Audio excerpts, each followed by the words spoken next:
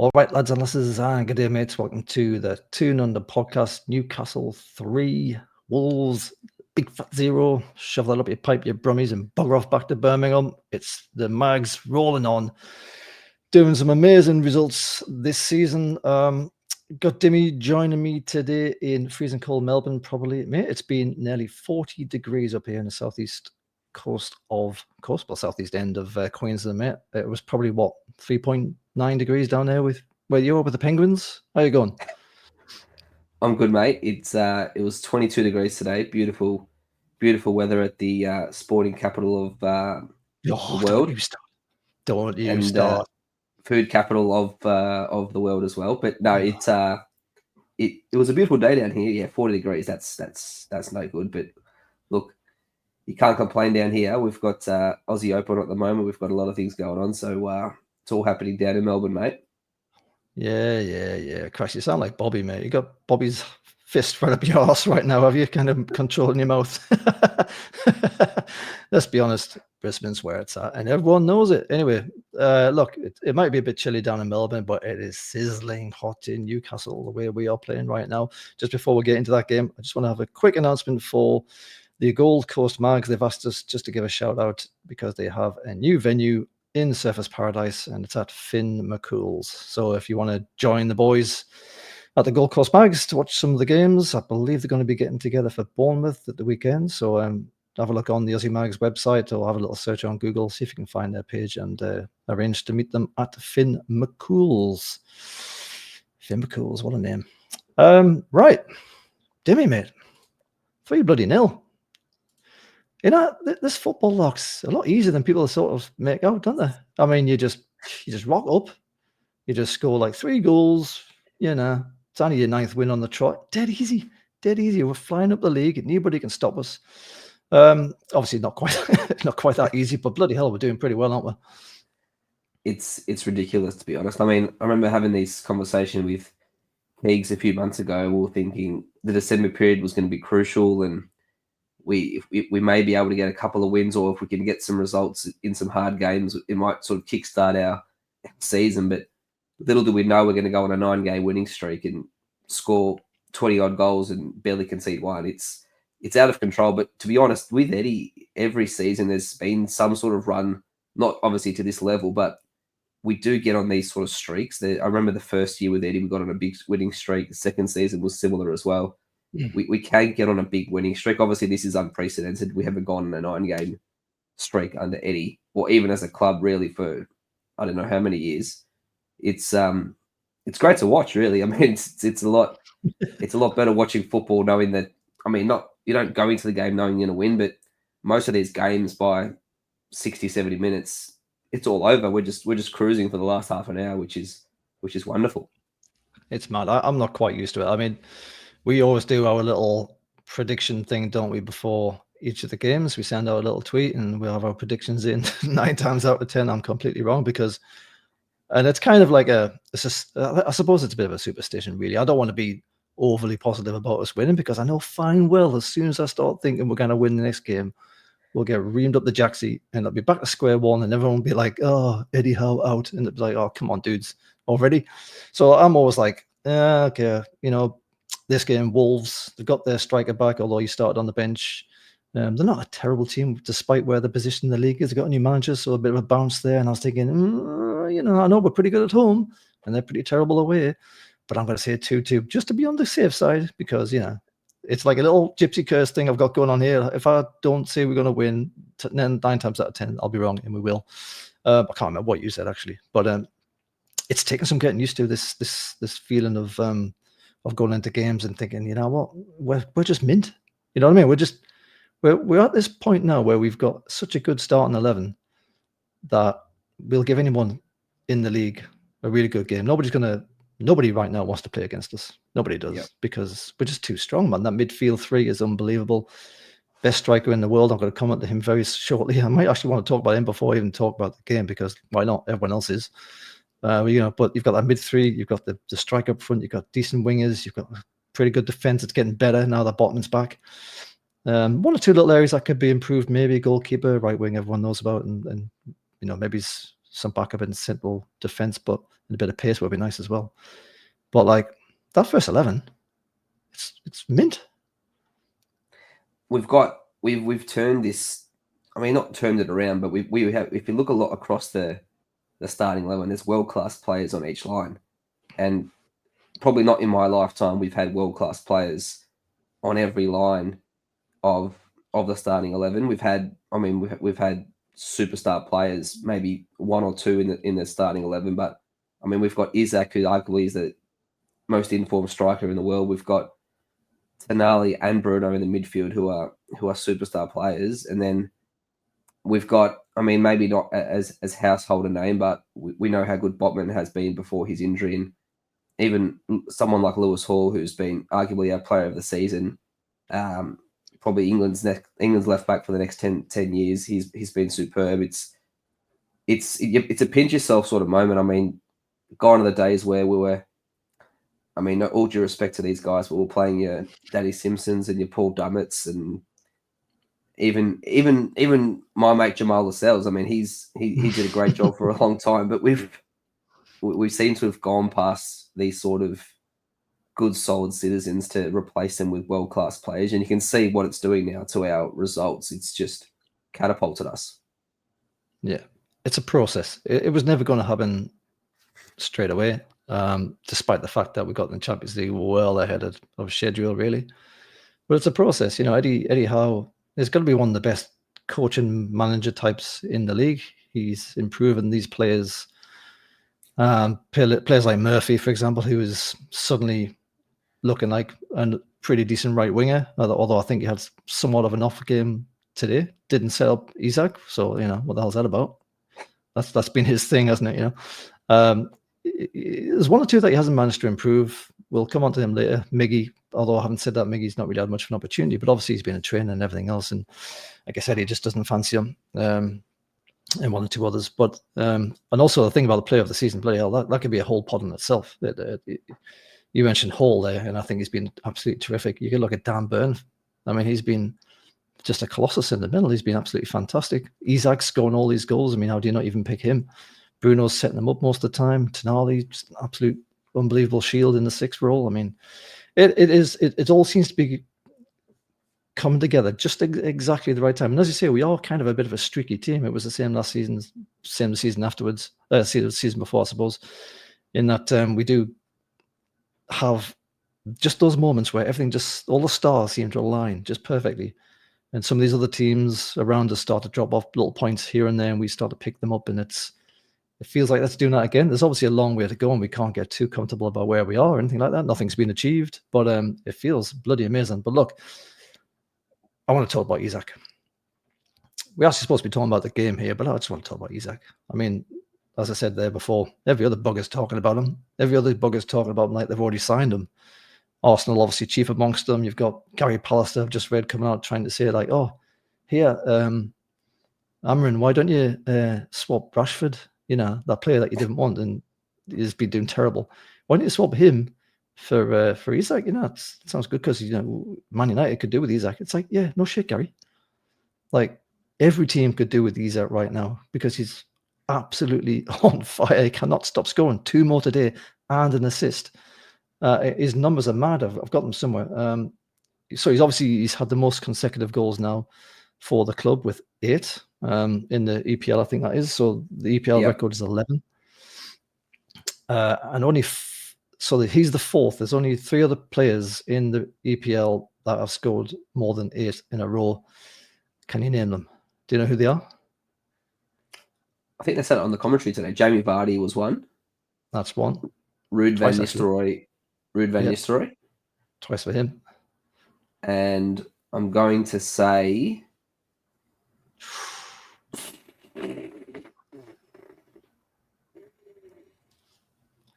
I'll tell you, because everyone's going to think the stream stopped. It was Daniel Sturridge. That's a proper Liverpool. That's a proper pub question, isn't it? That's one of those pub quiz questions that people will be the first 2 see him right, and then the last one will be like, Daniel Sturridge. Jeez. So he's like 16 goals in 16 games and 17 for the whole season. He's third in the goal scoring chart on 15. He's 1 behind Haaland and 3 behind Mo Salah. And as for the club itself, he's 1 goal behind Wilson. So Isak's got 46, which is the same amount as my hero, Peter Beardsley, in the all-time scoring charts. So he just needs 2, and he goes into second place behind the one and only the great Alan Shearer. I mean, what more can you say about this bloke? He's just sensational. Would you sell him for 150 million? No. Would you sell him for 200 million? No. What more superlatives can you think about to chuck towards Alexander Isak? He is sensational. Give us your opinion on him. Probably, yeah, the words or the way to describe how you feel about him is probably not safe for any YouTube platform, but no, he's a special player, and we knew when we signed him he was a big talent, and he showed glimpses in Germany and obviously in Spain with Sociedad. But I mean, as soon as we saw him play for us, we saw this guy was something different. He's got everything as a striker. He's got the dribbling ability, he's got the pace, he's got the movement. He has basically everything. He's the complete striker. And I think the best comp that someone made about him a few years ago was Thierry Henry. I can see it every time I watch him. I see Thierry Henry, the way he plays, the way he glides, and the way he moves. And I mean, he's got everything ahead of him. He's only 25 years old, I think, as well, and we're only scratching the surface really of not just him for our club, but where we want to get to as a club, where you'd think we're only going to get better in terms of the players around him. And again, all due respect to Murph and as well as he's done, but just imagine when we have sort of another 3 or 4 caliber players like him around him, how much better he would even get in that scenario. It's wonderful to see. We're so lucky to have a player like him, and he's scored that many goals in a row and that many goals this season. But just think about all the chances he's missed as well. I mean, he had a spell where he was missing 1-on-1s every week. He could have had 30 goals. That's who he is. So yeah, we're blessed to have him, and I wouldn't sell him for any amount. I think that's one of the scary things, is that there are still, maybe not many, but there are still some areas you can see of his game where you're thinking, you know what, just do a little bit better right there, and you will get those extra 15 goals. The obvious one, as you've just mentioned, is the one-on-ones where he has a little bit more time than normal. You know, he doesn't have all those defenders swarming around him, for example, like he did have, at least for his first goal today. He has that time, he has that thinking time to decide what he's going to do, and sometimes he can fluff his lines a little bit. Like I think one of the recent games he tried to lob it over the keeper, and I was like, oh, yeah, he could have just swept that into the far corner probably, and it would have, or went around the keeper, and he would have had a much better chance. But he tried to do the hard thing, and it didn't come off. So I think, as good as he is, to imagine that there is still elements of his game that can get even better. I mean, Eddie Howe was saying that they've been working on his heading. So they've been doing lots of heading practice in training because he wasn't particularly strong from that. And, you know, he scored 1 or 2 recently, so that seems to be paying off pretty well.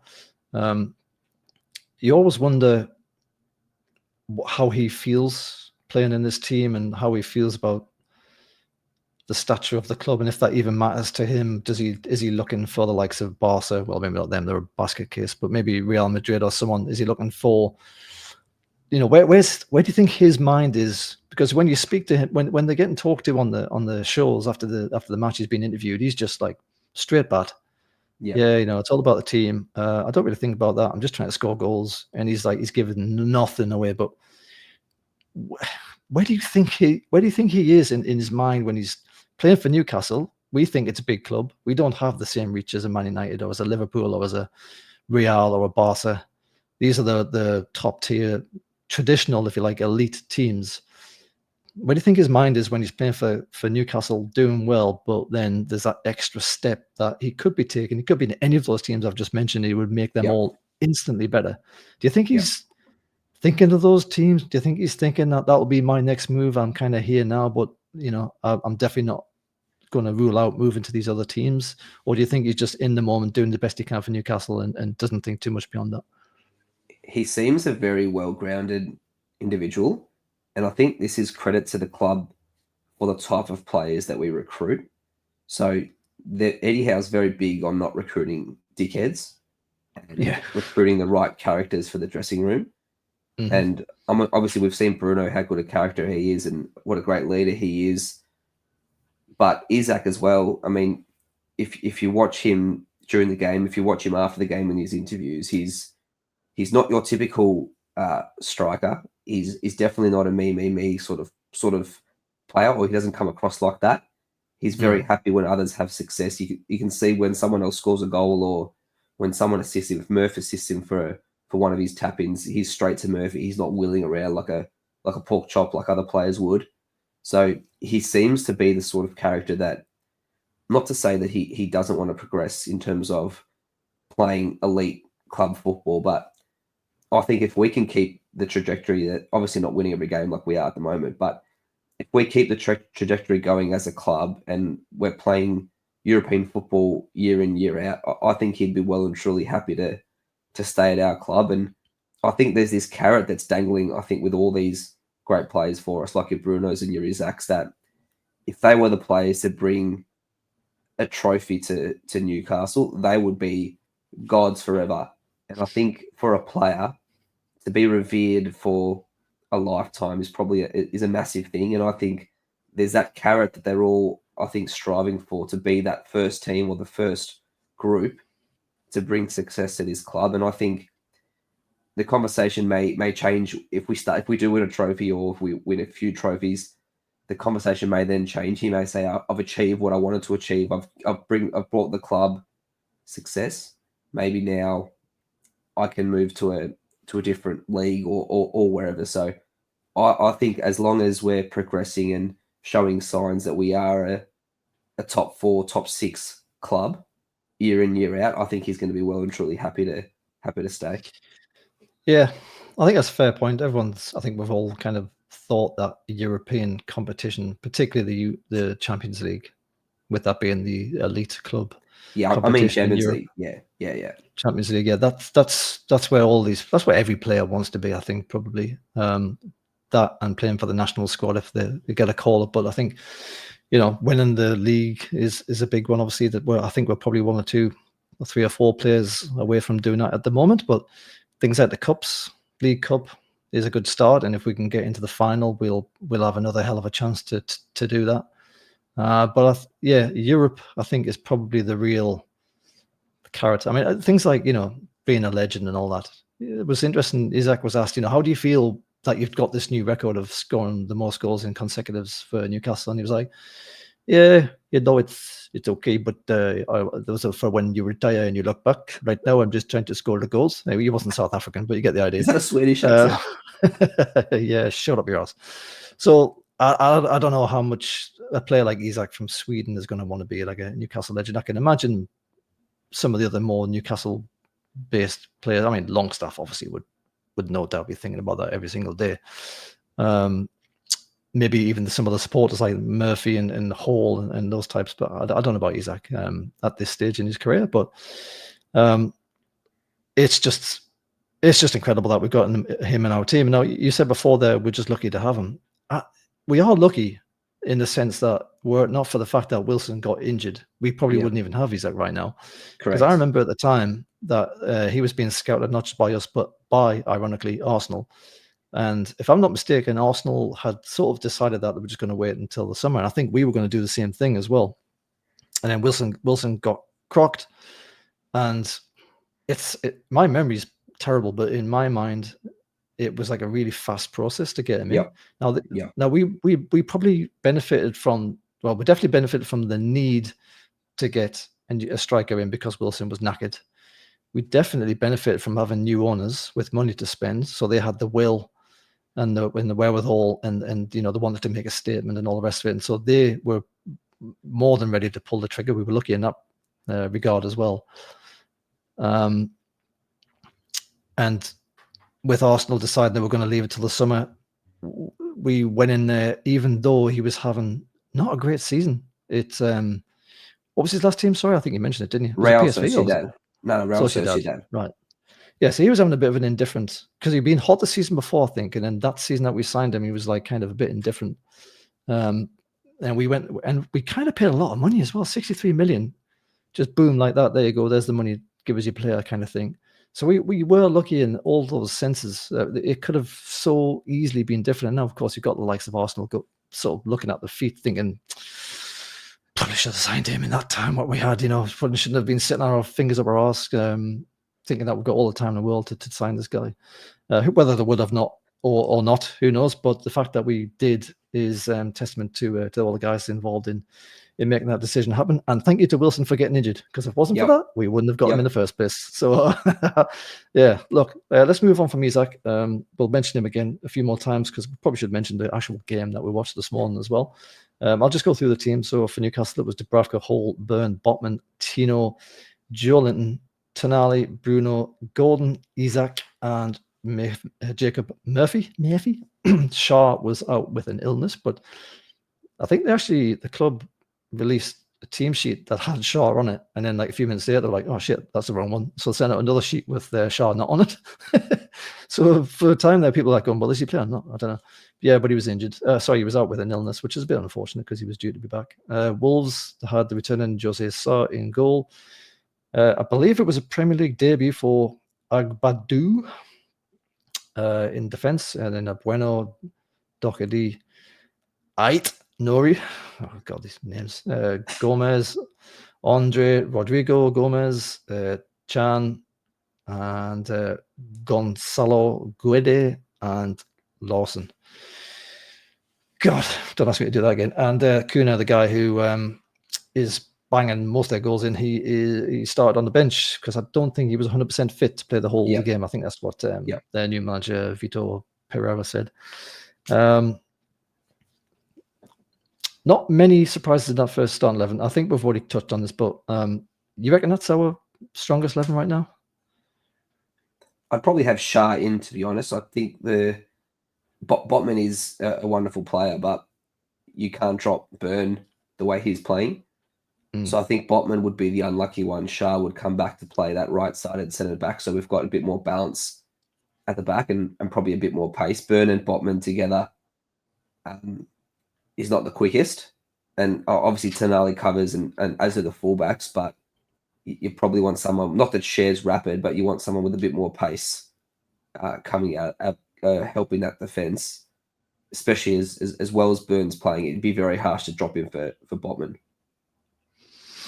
Yeah, it's an interesting question. Like, who do you swap out between Byrne, Shaw, and Botman? Botman is playing a lot of games, a lot more than I thought he was going to be playing in such a short amount of time, coming back off that injury.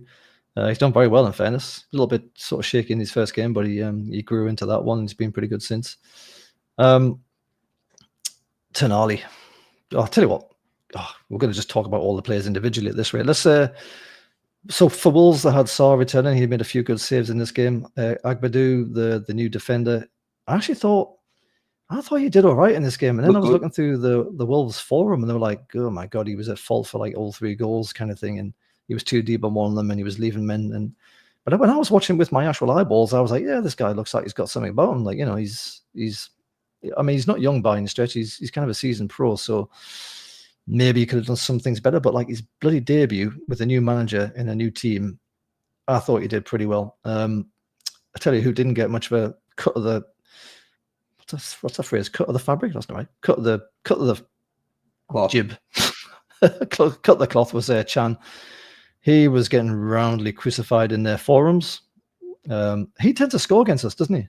He does. One of the bogeys. Did you see much from him today?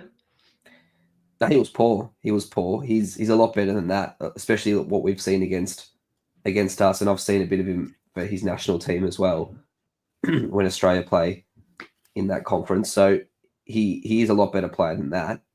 But luckily for us, he was a little bit off his game. But I mean, you look at the Wolves team; they do have some quality players, and obviously Cunha was on the bench, but they're definitely, I don't think, a team who should be in and around that bottom 3. There's definitely enough quality in that team, and they did cause us some problems in that first half, especially when we were still at 0-0. And I think, like Eddie said in the post game press conference, that first goal was going to be crucial, and thank goodness we got that first goal.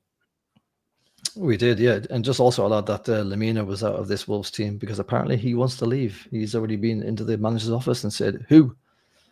Vito, lad, give us a sell because I didn't want to be here." So that's unfortunate for Wolves. I've got a mate of mine who's a Wolves fan, and he was like, "Yeah, we just need to sort the defense out because they're leaking goals and they're not really scoring all that many either, but they're just letting too many in." He said they actually normally score in nearly all games, so we've done well to keep them out. Between good luck, good fortune, and the VAR system. First goal. Look, wasn't Isak's cleanest goal, shall we say? But he kind of made it all himself. He picks up the ball somewhere down the line and just legs it into the box, doesn't he? And he does a 1-2 with Gordon. And one or two little dinks. He's got loads of men around him because I think Wolves are playing like a back five. Yeah. So there was hardly any space back there. But they were quite deep at the same time. So, in a dangerous position. And he just takes a kick, really. And I think it's gone in one side and it just takes this almighty massive deflection and just loops into the other corner. And Jose Sarr is just like, "Oh, can I believe me? Look here. First game back and I've just gone and done us like that." But still, they all count. What could we have done better there? I mean, it went in, didn't it? At the end of the day, it went in. We always want to try and score that first goal. We always try to do it really early. So it took 30 odd minutes. What do you put that down to? Was it just the 5 at the back, 4 in the middle, just kind of hoovering up all the space that we like to play in? We've been a bit sort of sport. We've been scoring goals in the first 5-10 minutes of games for a long while. So sometimes it does take a bit of time. And I did like this morning that usually when teams sit back against us, and we had this problem for a long time, that low block or park the bus, whatever you want to call it, we just couldn't break teams down. And when we had a lot of the possession, we would struggle. But we've turned that around now, and we found a solution to that by putting Bruno further forward. He's got the ability to spring that pass or find that gap. So I did like that we were patient and we weren't forcing balls in behind, and we were sort of moving the ball around as quickly as we could, because that shows a sign of a good mature team, a team that's confident. And obviously we are confident. We've won 7-8 games in a row, but it's a different side to us. We're not going to be swashbuckling and just destroying teams, scoring 3 or 4 goals in the first half an hour every game. So it's good that we can show a different side. And sometimes, you need a bit of luck, but like they say, you're not gonna win the lottery if you don't buy a ticket. And sometimes you get those deflections, and Isak is on that run of form where anything he touches at the moment turns to gold. So he got that big slice of luck, and we'll take it. Yeah, I think probably the takeaway is like, just don't let Isak anywhere near the box. Don't let him have a bit of space to try to decide what he's going to do. Because just do what Trossard did in the semi-final first leg. Just pull him down by his shirt right in front of the referee, and just hope the referee just misses it. Twice in a row that was. Twice in a row he did that in that same moment of play, and he got away with both of them. Absolute. There's an Arsenal channel, the guy who makes me laugh all the time. He calls him Dracula's nephew. He goes, "You got Dracula's nephew on the left, you got El Salvadorian on the right, and the donkey up front." I was laughing my tits off at that. One thing I do like about this goal actually was that it came on the back of a bit of a press from Wolves. So we actually managed to resist the press in our own defensive third. Yes. Then we played the ball out and we got out of it that way and left a bit of space for us to work into, which is a nice skill to have in your box as a team. It's nice to be able to resist a high press like that. And I think it was also noteworthy that just for Wolves anyway, that they've only won once in the last 13 games when they go behind. So maybe a bit of a scoreboard team, see the number flick up on the scoreboard and they're like, "Oh, Jesus, fall apart," Having said that though, they had chances in this game. Like I feel like if Wolves knew how to finish the dinner, they would have had probably 2 goals in this game, and then it's a different game entirely. Our formation would have changed. I mean, the chances that they had were largely because we were pushing up and we were leaving lots of space behind us. And obviously, if you get done by if you get a goal against you when you're playing like that, you'll obviously just change the formation a little bit, change the tactics a little bit, and tighten yourself up and fill some of the gaps, and then the game changes on the back of that. But I think there was a long ball hoof just before half time. The keeper just was like, "Oh, sod this. You know what? Sod this. I'm just going to hawk it." Just hoofed it all the way along down the bottom. It bounces, and then one of their players gets on the end of it. And it's cut into the path of Larson, and he takes a shot, and it just shaves the post. And that's one of the, probably, like I say, 3 moments in this game where, like, for just slightly better finish, they would have had a goal. Like, Larson probably should have done better, quite frankly.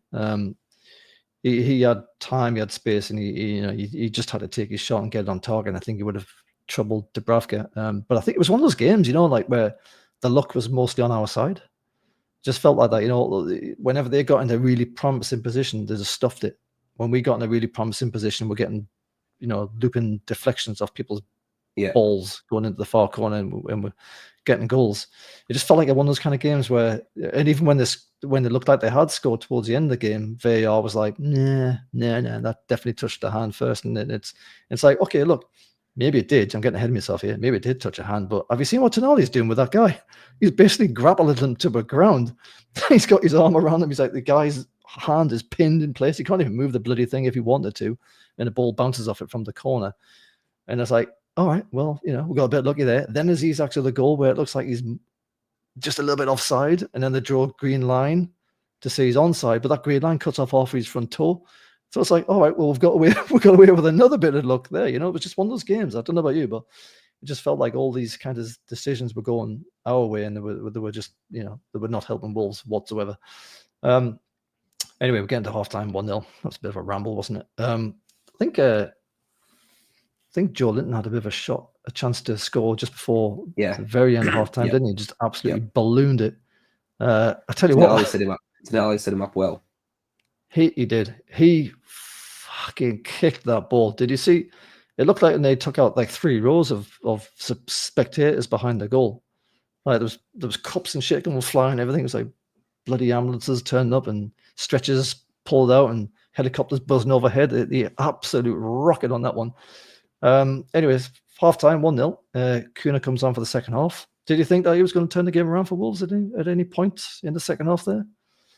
He's definitely a dangerous player and definitely their best player. And he's definitely someone who isn't shy to shoot and isn't shy to have a go. So obviously when you got a player like that and the score's only 1-0, you're always going to be concerned. The next goal was always going to be crucial after halftime, because I thought if we got the second goal, I thought they were cooked after that, and obviously ended up being that way. But at 1-0, the game's still well and truly on. So it was very important for us to obviously resist Cunha and resist that sort of boost that would have given them at the start of the half, and push on ourselves and not just sit on our 1-0 lead, get that second goal and be a bit more comfortable. Yeah.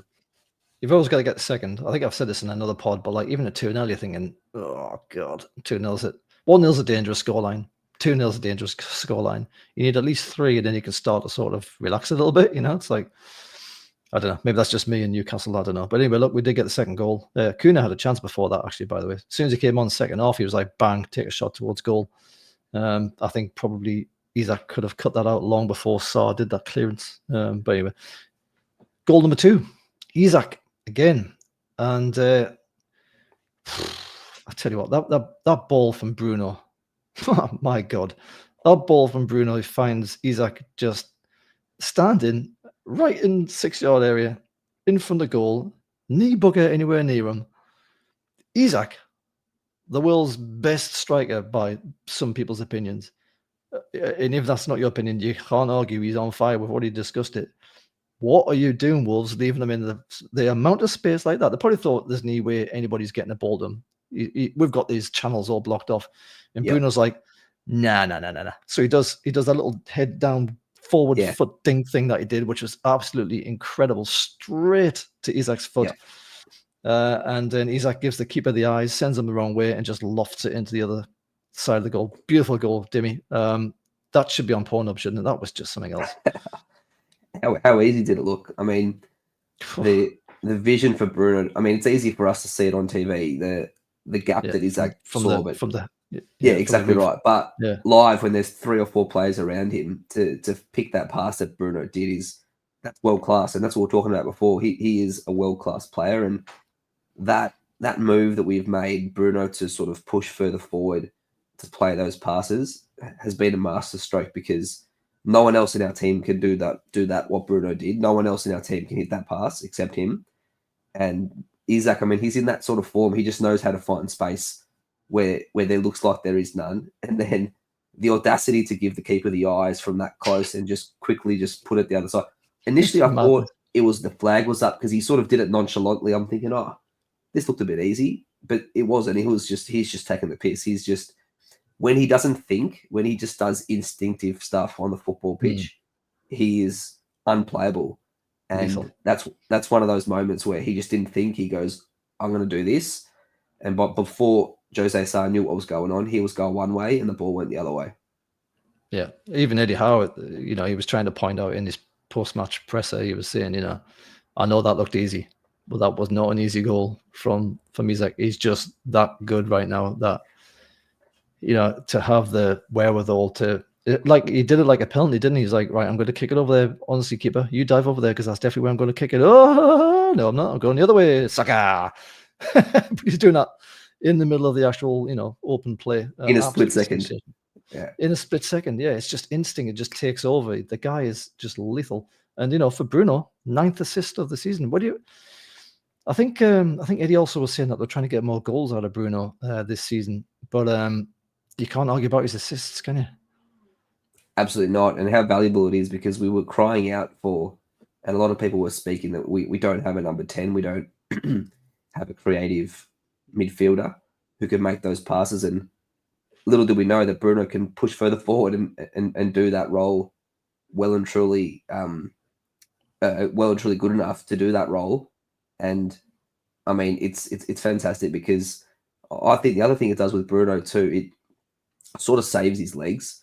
And a lot of the time he was getting hacked and he was up and down the pitch and he was sort of not getting tired, but we were sort of burning the bloke out. And I think him playing that role, obviously he's still getting box to box at times, but it definitely saves his legs a lot more. He's receiving the ball a lot higher up the pitch, and it's working wonders. I'll say this from though, he looked fingered at the end of it. Like, there was 8 minutes extra time, I think, wasn't it, or 7, something like that, and they went up on the board, and he was like, he was just like wincing. He was like kind of wobbling side to side just to try and get some momentum going. He was absolutely goosed, as we say. So that was 2-0, and as I say, it's always a dangerous scoreline. Ooh, can't sit on 2-0s. That was 56 minutes to score the second. It took until the 73rd to get the third. And again, just after Kuna had missed a chance at one end, we go belting up the other end. And this time it's our other Brazilian midfielder, Jolinton, who does a lovely through ball to Isak, who's now on the right-hand wing. Squares it once, gets defended. He goes, all right, well, that didn't work. I'll just try it again then, shall I? And does a little kind of move backwards, into the box, and then squares it again to Gordon, who's just standing there. Again, Wolves are just like, oh, whatever, just do what you want, man, whatever. Pants it down, off you gun. Gordon just sweeps it into the corner. There's an image. He just sweeps it in the corner, and it's 3-0 to Newcastle now. Yes, Jolinton, beautiful ball, lovely vision on a fully up and running Isak. Do you think Isak could have took that cross to Gordon just like first time? Because Gordon was legging it in the far corner. There was only two defenders in the middle, and it was almost perfectly lined for just a curling ball in front of him for Gordon just to finish it.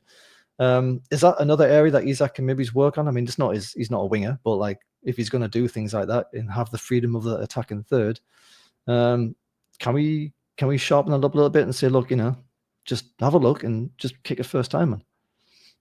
I think he had a split second thought. He goes, I'm running towards the Gallagher end. I want a hat trick. Do I take this myself? I think he had that quick thought. I can probably score this, and he probably could have. But when he sees Gordon legging it, he's probably thinking, yeah, Gordon squares it for me. I probably should square it for him.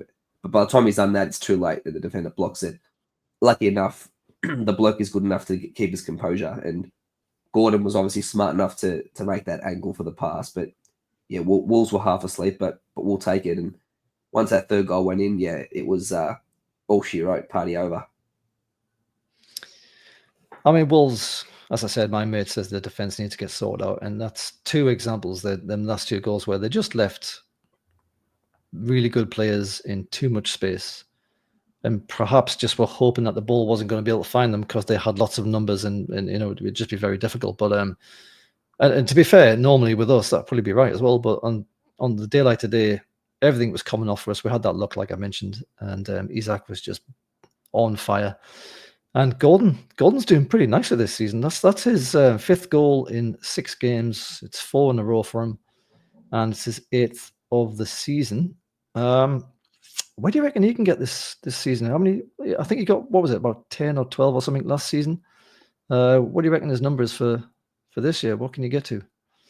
Well, double figures as a winger, I think is fantastic. If he can hit double figures and get close double figures in assists, that would be ideal, obviously. But he definitely seems a different player in the last probably 2 months than he did in the first 2 months of the season. He was looking a lot, just didn't look as sharp in the first couple of months. He didn't look as lively, but that's definitely turned around, and it's coincided with obviously our form going up and up. But when he's on this sort of heater, like he is, and Isak's on this sort of heater, you got Murphy on one end where he has these runs where he turns into bloody Zinedine Zidane or whatever he turns into.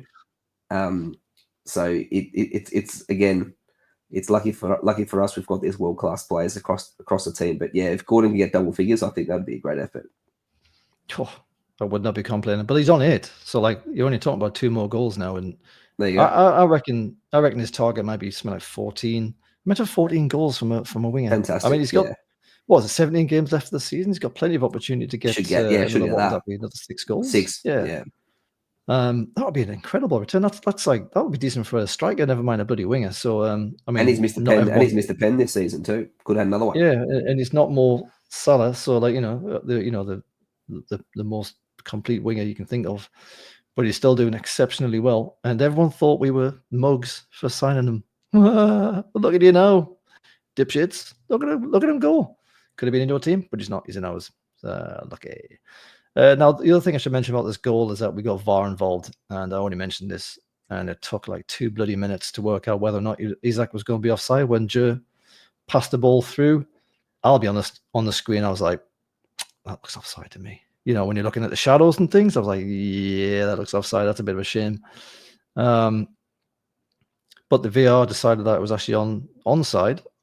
And we had a little bit of a discussion going, this fucking offside VAR thing, what a pain in the arse it is. How did that take 2 minutes? If it's more than 30 seconds and it's that close, just give it to the bloody forward player. You know, you got a goal out of it, just let the goal stand. The game's about goals, for God's sake. You want to make it exciting? Let it go. Let that go. It's good for the product.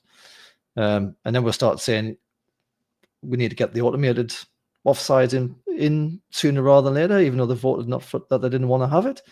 And then I saw an example of the Barcelona game, which I think I shared in the chat, where they've got this automated offside against Barcelona. It was against Barcelona. Didn't work. And the offside, the graphic that gets generated, there is like a bloody toenail that is beyond the kind of, the shaded wall thing that they put in front of the player on that cartoon graphic that they generate.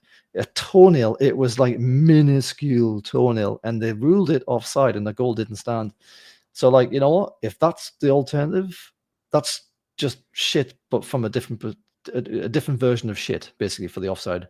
Like if you're going to do something like that, I think the human VAR thing is just not working. I just don't know if humans have the capacity to do this fairly and consistently. That's where the machines come in.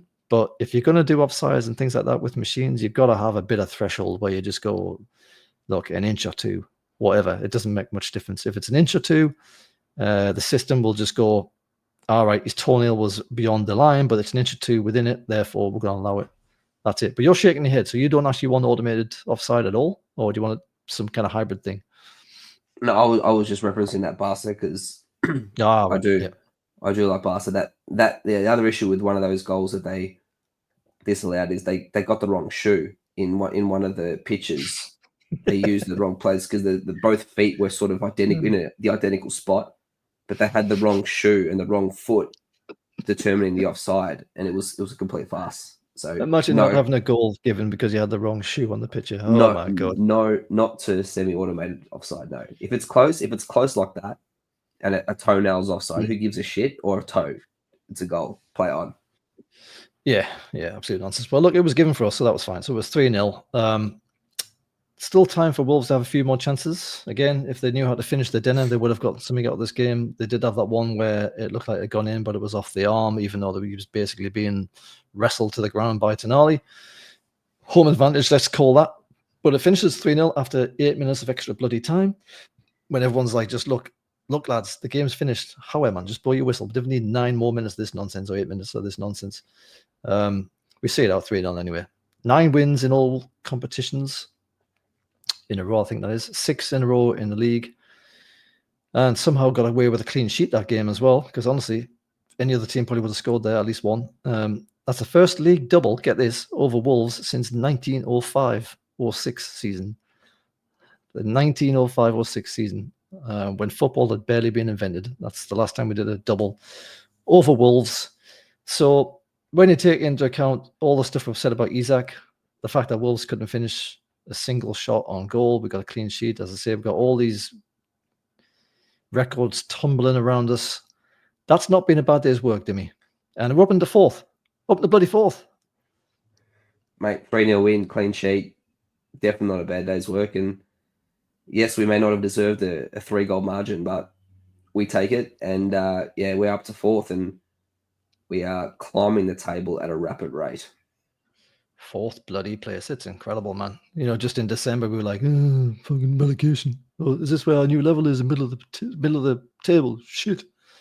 And look at us now, 4th place. Absolutely amazing.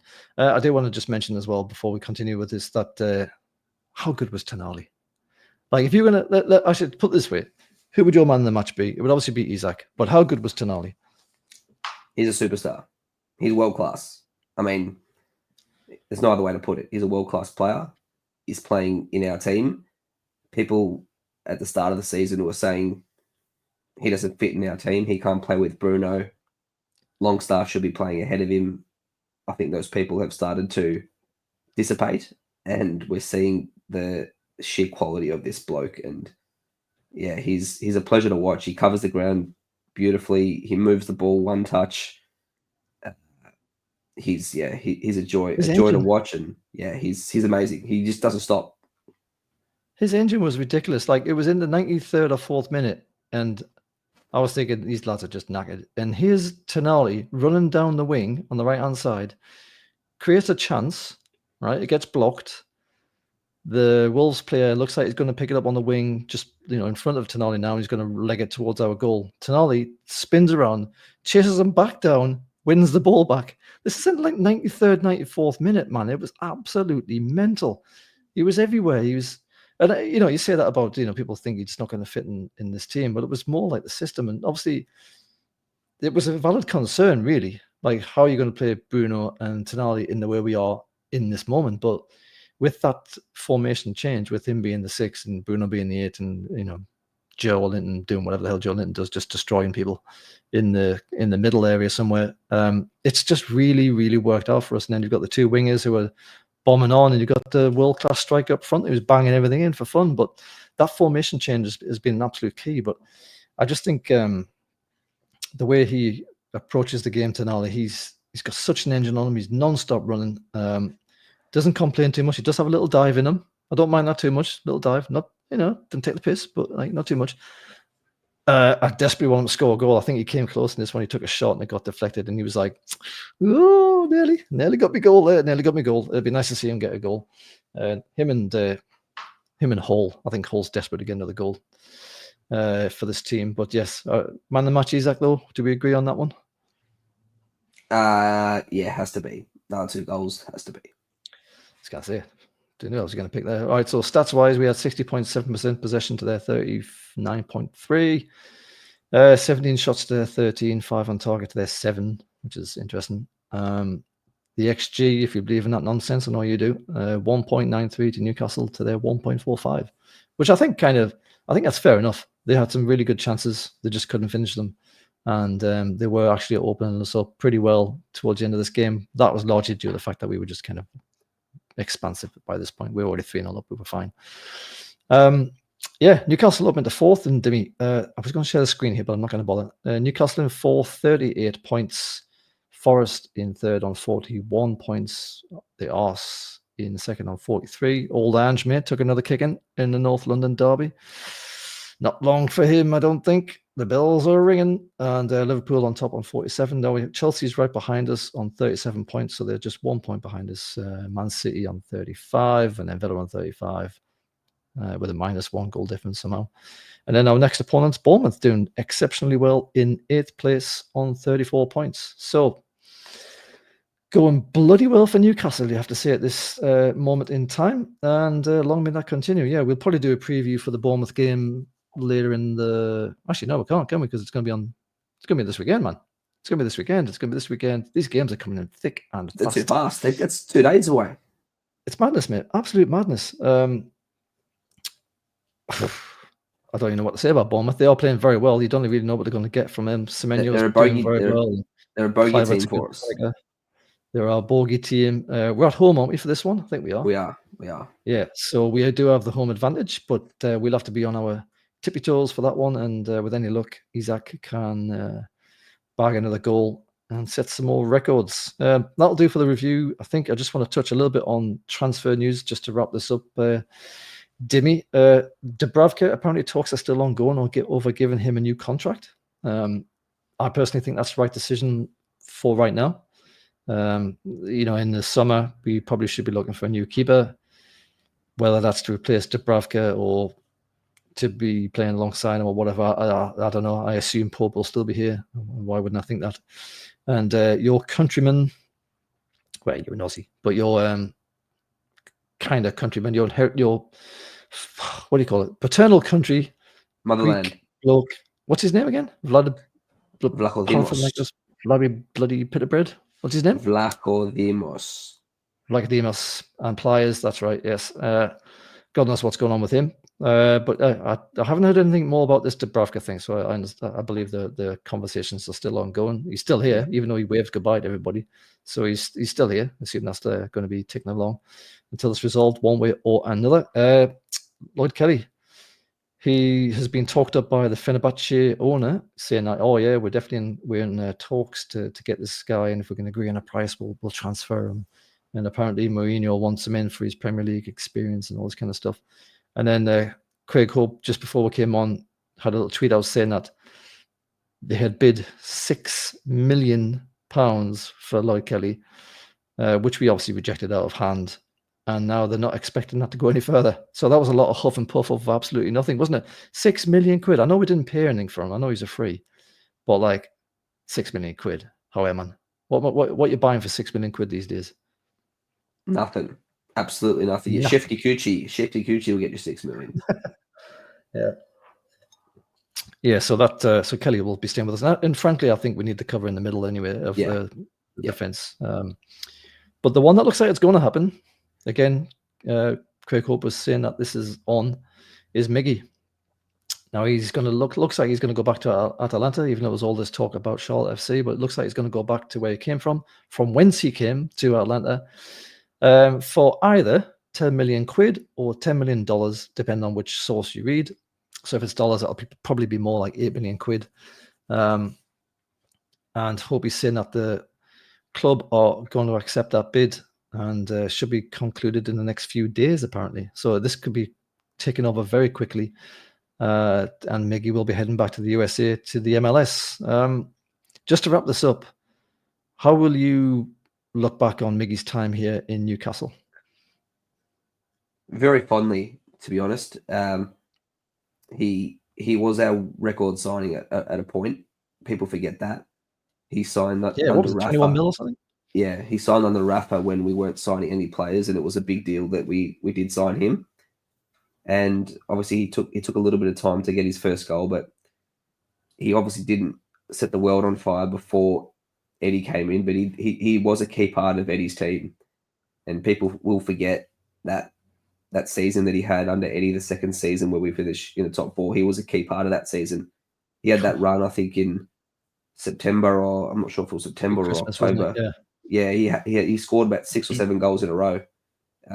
Absolute bangers as well, though. He was scoring a banger every week, and we were thinking, what the hell have they done with Miggy? This can't be the same player, because he was missing chances from 2 yards, and then he was scoring volleys from about 40 yards. So look, fair play to the guy. He's done a great job for the club. We've obviously moved past him in terms of his role in the 11, but we wish him well. He was a good lad. He always worked hard when he was on the pitch. He didn't sulk.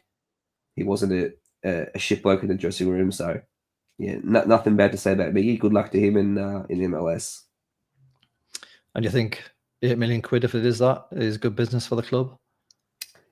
Yeah, I mean, no one's going to pay much more than that, to be honest. He's nearly 30 years old. He's not, yeah, he's definitely not, especially from an American club. They're not going to be paying 21 million or whatever we paid for him when we bought him. So yeah, if we can get 10 million pounds for him, that's fine. Yeah, our Craig said that they've got like a 25% sell on as well. So I don't know if that means like, they'll waive it. They'll 100% waive that. Waive it? Yeah. They don't just reduce the 8 million by 25% and say, there again, there's a change. Which would be usually they would waive it if they bought him back, but yeah, we'll see. All right. Do you think we'll invest that money straight away on it? Do you think we're sitting there thinking we're going to go balls deep into getting a new winger immediately down that right side, or do you think we're just going to try and kind of get through this second half of the season and do some big stuff in the summer? I don't think we're going to buy someone for the sake of buying someone, but if someone like a Gordon type came up who was at a struggling club looking to move, I mentioned in the chat there's that boy at Southampton who they look destined to go down. Yeah, Dibbling. They look destined to go down. Whether Southampton maybe want to cash in on him now before they go down, he could be an option for us. But I don't think we're going to spend money on just for the sake of it. So yeah, if we do, we do. We don't, we don't. I'm gone expecting transfers at Newcastle at this point. Jesus, man, have hope. So no Mbeumo coming in by your no chance. No chance. I'll do some. I won't say what I'll do, but no, he won't. He will not sign in January. Oh, were you going to say you're going to dye your hair or something there? You haven't got any hair, so it's a pretty safe thing to say. No, I was going to say something worse, but I think the missus can hear me, so I probably shouldn't say anything. Right, fair enough. No idea what you're talking about. That's fine. All right, cool. Look, we'll leave it there. Thank you, Dimi, for your time, mate. Thanks to everyone who's watched and listened. Give us a like and subscribe. And if you want to join our Discord, click the link in the description and have a little chat with us about all things Newcastle, and sometimes just to laugh at Spurs, and also sometimes to laugh at Arsenal, and often to laugh at Man United. Basically, it's a pretty good goal. So yeah, join us on Discord if you like. And we will see you for the review of the Bournemouth game sometime after the weekend. So thank you to Demi, thanks to everyone else, and we will see you for the next one. Cheers. Cheers, mate.